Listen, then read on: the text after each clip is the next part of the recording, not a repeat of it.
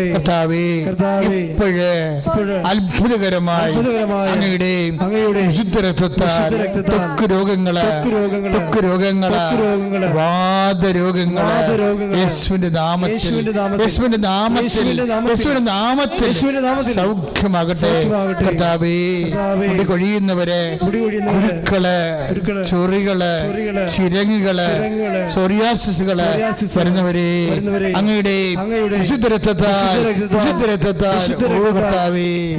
കർത്താവേ അങ്ങ് കഴുകണമേ.